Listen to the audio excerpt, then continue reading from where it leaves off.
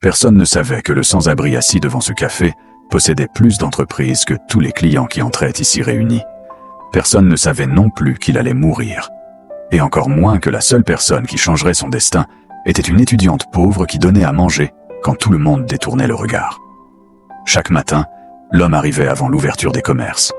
Il s'installait toujours au même endroit, contre le mur froid, un bonnet enfoncé sur la tête, des vêtements usés, un sac presque vide à ses pieds.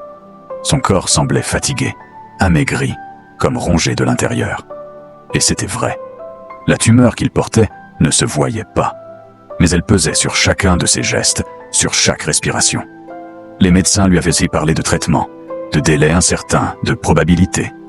Ils lui avaient aussi confirmé ce qu'il savait déjà. Il ne pourrait jamais avoir d'enfant. Avant, cet homme avait tout. Des entreprises, des restaurants, des immeubles, des comptes bancaires qui ne se vidaient jamais. Mais il n'avait jamais eu le temps de se demander à qui tout cela irait un jour. Jusqu'au diagnostic, jusqu'à cette question brutale.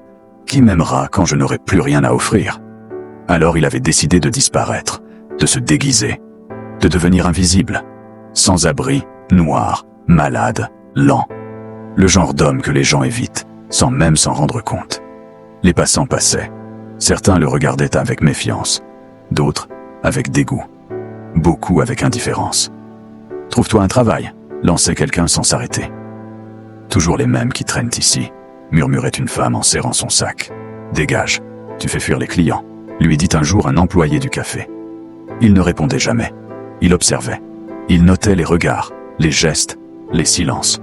Il découvrait à quel point la pauvreté dérange plus que la méchanceté. À quel point sa couleur de peau rendait tout plus lourd, plus suspect.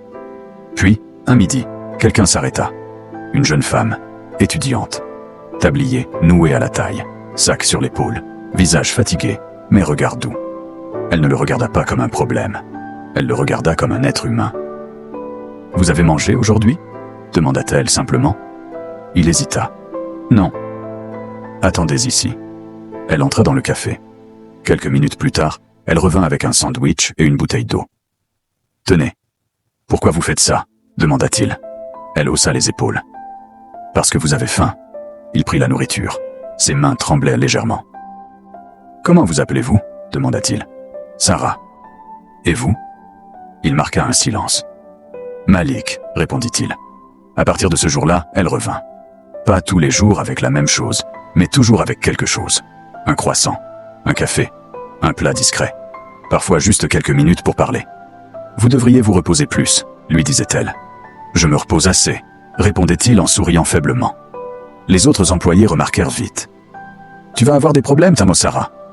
Le patron n'aime pas ça. Tu perds ton temps. » Elle continuait quand même. « J'ai plus peur de devenir comme eux que de perdre ce travail » répondit-elle un jour. Un matin, le patron du café l'attendait près du comptoir. « C'est toi qui donnes de la nourriture aux sans-abri » ? « Oui. »« Tu sais que c'est interdit » ? « Je sais. »« Tu es licencié. » Elle resta silencieuse. Elle retira son tablier, le posa sur le comptoir. « D'accord. » Elle sortit. Elle s'approcha de l'homme assis dehors. « Je suis désolé. Je ne pourrai plus vous aider comme avant. »« Qu'est-ce qui s'est passé ?» demanda-t-il. « J'ai perdu mon travail. » Il baissa les yeux. « Longtemps. »« À cause de moi ?»« Non, » répondit-elle doucement. « À cause de ce que je suis. » Il inspira profondément. Puis, pour la première fois, il parla autrement. « Sarah, si je vous disais que rien de tout ça n'était un hasard, vous me croiriez ?» Elle fronça les sourcils. « De quoi vous parlez ?» Il se leva lentement.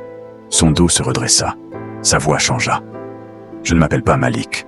Je suis le propriétaire de ce café. Et de beaucoup d'autres entreprises. » Elle recula d'un pas. « Ce n'est pas drôle. Je suis malade. J'ai un cancer. Je suis stérile. Je n'ai personne à qui laisser ce que j'ai construit. Alors j'ai voulu voir qui resterait humain quand il n'y a rien à gagner. » Il sortit un téléphone, passa un appel. « Oui. » Licencie immédiatement le gérant du café. Motif. Manque d'humanité. Il raccrocha. « Tout ce que je possède vous reviendra, Sarah. Les entreprises, les comptes, les restaurants.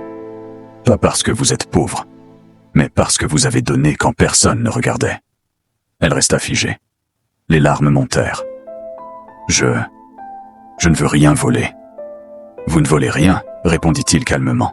« Vous recevez. Le vent souffla légèrement. Les passants continuaient de marcher, sans savoir que devant eux, une vie venait de basculer. L'homme regarda le ciel un instant. Il allait peut-être mourir. Mais pour la première fois, il savait que tout ce qu'il laisserait derrière lui serait entre de bonnes mains. Et ça, aucune richesse ne pouvait l'acheter.